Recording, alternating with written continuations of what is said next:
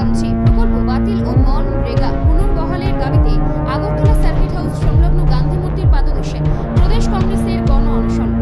BV. Ramji প্রকল্প বাতিল করে মনরেগা প্রকল্প পুনর্বহালের দাবিতে রবিবার আগরতলার সার্কিট হাউস সংলগ্ন গান্ধী মূর্তির পাদদেশে গণ অনশনে বসেন প্রদেশ কংগ্রেস নেতৃত্ব।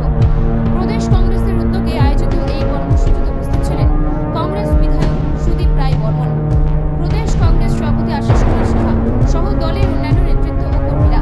অনশন মঞ্চ থেকে কংগ্রেস নেতৃত্ব অভিযোগ করেন, বিজেপি সরকার মনরেগা প্রকল্প কার্যত ধ্বংস করে দিয়ে বি.ভি. রামজি প্রকল্প চাপিয়ে দিয়েছে, যার ফলে রাজ্যের গরিব শ্রমজীবী মানুষ চরম সংকটে পড়েছেন।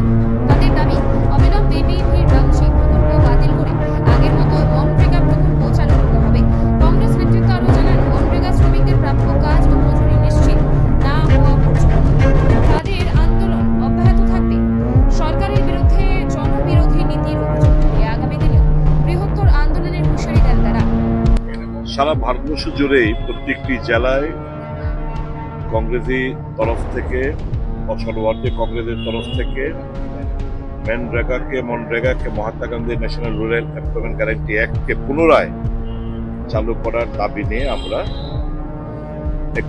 দিনব্যাপী একটা অনশন কর্মসূচি অবস্থান আমরা হাতে নিয়েছি। তার মূল উদ্দেশ্য হচ্ছে যে মানুষের কাজের অধিকারকে যেভাবে কেড়ে নেওয়া হয়েছে, যেভাবে মানুষের যে ন্যায্য যে ওয়েজেস তার অধিকার যেভাবে কেড়ে নেওয়া হয়েছে, স্টেটের উপর অতিরিক্ত বোঝা চাপিয়ে দেওয়া হয়েছে,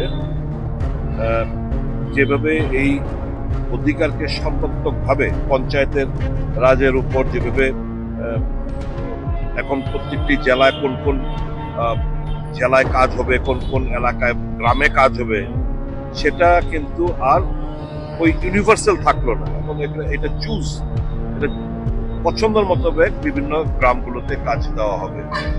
এটা অনিশ্চয়তা দেখা দিয়েছে। কাজে আমরা কংগ্রেস মনে করি এটা মানুষের অধিকারের উপর আঘাত। পুনরায় এমজিএনরেগা আইনকে চালু করতে হবে, পুনর্বহাল করতে হবে এবং এই যে নতুন আইন প্রণয়ন করা হয়েছে বি.ভি.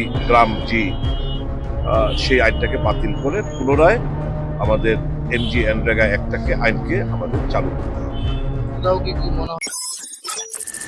রিপোর্ট সংবাদ প্রতীক্ষা।